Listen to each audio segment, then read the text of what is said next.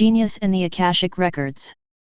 Nowadays, a genius is anyone that offers a flash of significant insight into a particular problem with a potential solution.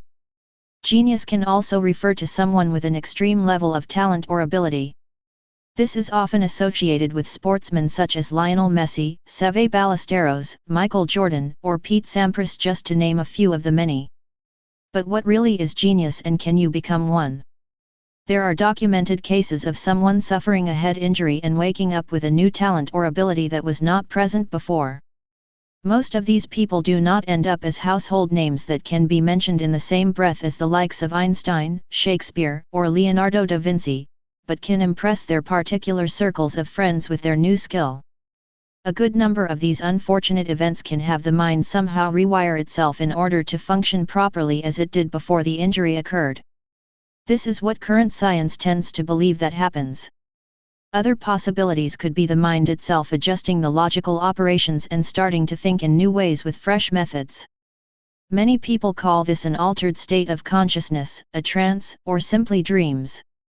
Another possibility some academics favor is what has become known as the Akashic Records. Theories regarding precisely what the Akashic Records is do vary.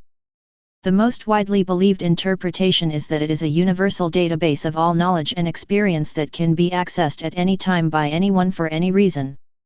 This database, if it is a real thing, gets its name from the Sanskrit word meaning sky and is considered to be located in another realm or plane of existence.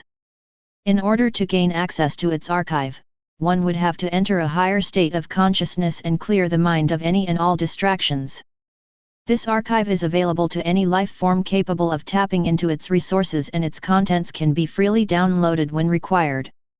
Could the Akashic Record offer a satisfactory explanation for phenomenon such as ESP or déjà vu? Some of history's most notable names have achieved this distinction and had the course of their whole life changed almost overnight.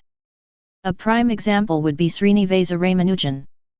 Born in India in December 1887, he had no formal training or prior knowledge of mathematics before he began to see the Hindu goddess of Namagiri in his dreams, and it was this that helped develop his mathematical acumen. He described this as unusual, and every time that it occurred, he would commit what he was presented with to paper at the earliest chance he had. These mathematical formulae have nearly all been proven to be correct. Some, however, were already known to be accurate.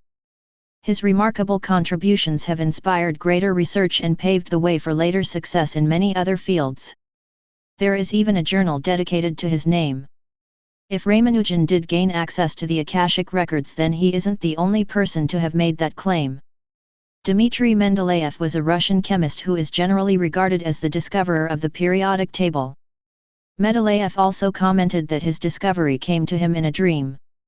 In his dream, Mendeleev admitted that he saw a table and all the elements just fell into place. Just like Ramanujan, he made notes the instant he awoke. Other discoveries made in the same manner include the benzene molecule and the theory of relativity.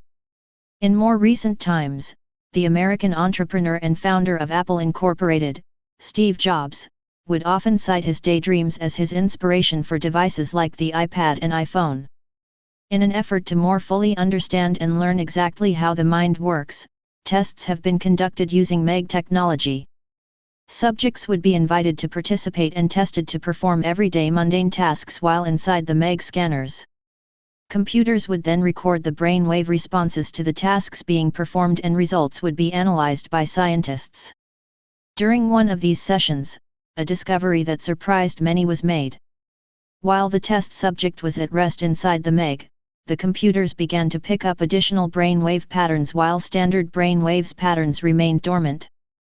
These were dubbed alpha waves and are thought to be the workings of the deeper unconscious mind.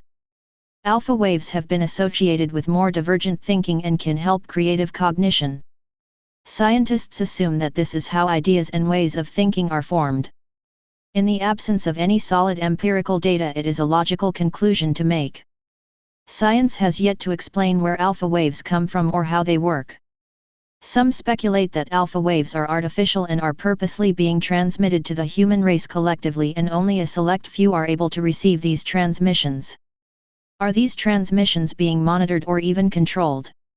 The right man in the right place at the right time can be granted wisdom or knowledge that can propel humanity forward in leaps and bounds. Alexander Graham Bell has long been considered the inventor of the telephone. On the very same day that he registered his patent, Elijah Gray did exactly the same. While his name may have been overlooked, Gray's device is the one that has endured and is still in use today. How can two men independently register patents for the same invention on the same day? A situation like that is far from unique. Both the Wright brothers and Samuel Langley competed in the race to achieve powered heavier-than-air flight for the first time. Charles Darwin and Alfred Wallace each developed a theory about the evolution of mankind as a species and come to similar conclusions. Can genius be attributed to a collective library contained somewhere within the ether? Is the Akashic record available to download at a moment's notice and guide current thinking in one particular direction or another? Maybe. If so, what terrible, twisted things may be tucked away? Stay paranoid, my friends.